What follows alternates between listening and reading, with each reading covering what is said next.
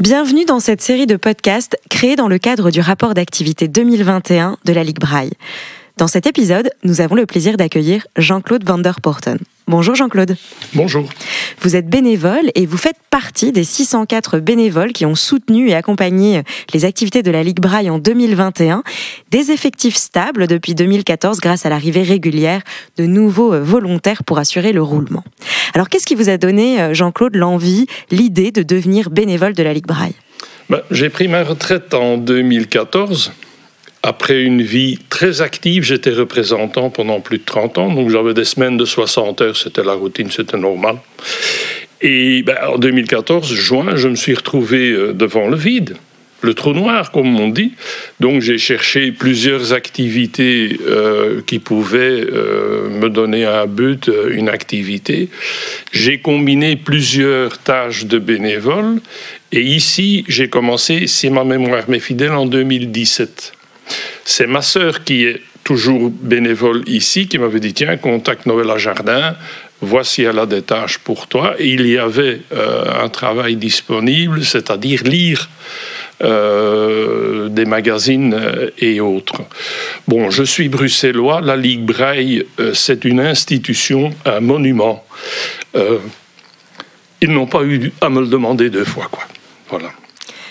Quelles sont vos activités, et j'ai même envie de dire vos activités préférées en tant que bénévole ? Je ne fais que ce que j'aime faire. Donc voilà, c'est clair. Sinon, il ne faut pas le faire, c'est tout. Non, je lis de Wittestock, Berchem News, des brochures, tout ce que le studio trouve à me faire faire, un cours de droit constitutionnel, les annonces de Braille-Tech, et le Estia, j'allais oublier Estia. Donc, en 2017, le Estia était parti à volo, et j'ai repris la construction de ce magazine trimestriel sur base d'articles de journaux, de magazines et autres. Voilà, c'est des visites guidées. Je fais des visites guidées au parcours et ici au musée aussi.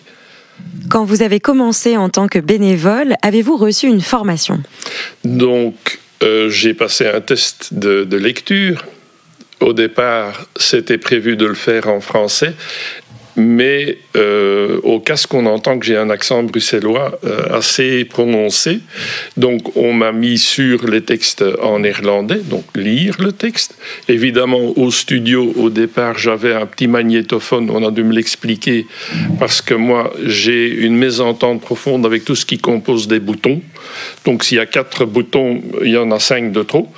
Mais là, au studio, on m'a expliqué le maniement. Et encore, de temps en temps, je suis perdu dans la marche de l'enregistrement. Ensuite, pour les visites guidées, Noëlla Jardin, je l'ai suivi 2-3 fois. Et puis bon, on m'a laissé me préparer et faire les visites guidées.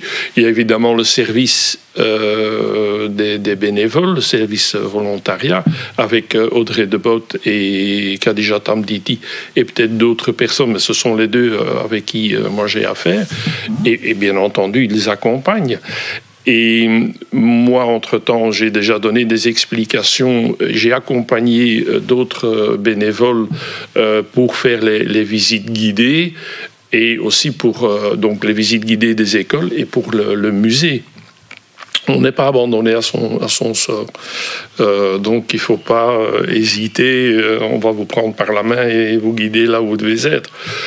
Ensuite, il faut souligner que si l'on s'adresse à quelqu'un ici dans le bâtiment, c'est toujours oui. C'est très agréable. Voilà. Y a-t-il des activités que vous n'avez pas encore testées ? Il doit y en avoir, mais je ne pense pas qu'il y en ait beaucoup qui me correspondent. Par contre, je fais parfois au pied levé ou des activités où je donne un coup de main, Braille-Tech, Braille Day. Je sais qu'il y a une journée de famille le 14 mai, et là je vais faire l'accueil.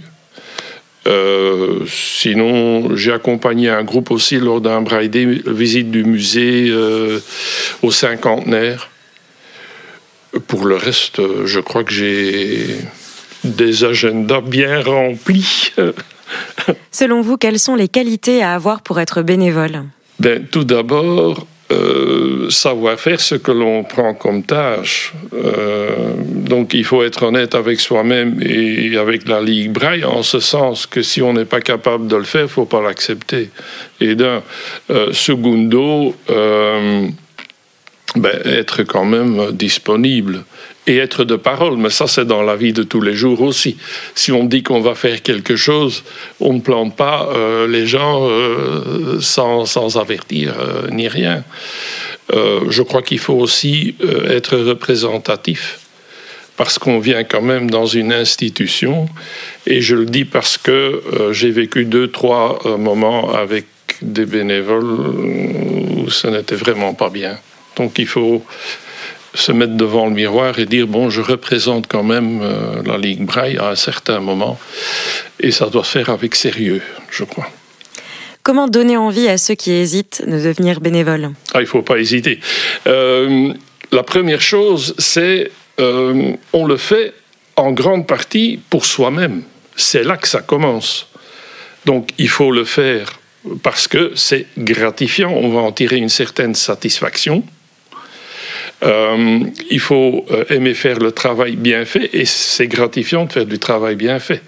Ensuite, on va participer à une organisation qui tout de même aide des gens qui ont un handicap lourd, voire immense à porter. Ça aide les gens à gagner en autonomie ou à la préserver. C'est tout de même une tâche honorable pour laquelle ça vaut la peine de se bouger. Ensuite, ça donne un but à sa journée.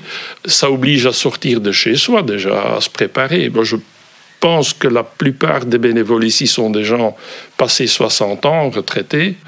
Et il y a une perspective au long terme. On est bénévole, pas seulement pour aujourd'hui, on est bénévole pour les mois à venir. Il y a aussi probablement une tâche qui va s'inscrire dans la durée. Je sais que ma sœur fait des classements ici de documents, et elle sait qu'il y a encore du classement à faire. Donc il y a une perspective pour les mois et les années à venir. Je crois que j'ai tout dit. Si vous aviez, j'ai encore une question pour vous. Oui. Si vous aviez un moment à nous partager, un moment fort, un moment émouvant que vous avez vécu ici en tant que bénévole, ce serait lequel ? En fait, toutes les visites guidées, ce sont des gosses 6, 7 ans, 8 ans, 10 ans, 12 ans. Moi j'aime le contact avec les enfants, puisque nous sommes famille d'accueil, mon épouse et moi, pour notre petite fille de 8 ans. Ce qui fait que depuis facilement 5 ans, on est entouré de gosses. Enfin, avant aussi, mais là, c'est journalier. Donc ça, c'est une chose. Je pourrais dire les abeilles à Cours-Saint-Étienne. On avait annoncé une classe fort difficile d'enfants qui ont des soucis de caractère, qui ont des soucis d'éducation, de concentration. C'était un bonheur. Ils étaient tous à croquer, ces gosses. C'était un peu plus lent. Il fallait expliquer un peu mieux, mais ça, on est là pour ça. Hein. Eh bien voilà, nous arrivons à la fin de cet épisode. Merci Jean-Claude d'avoir répondu à nos questions.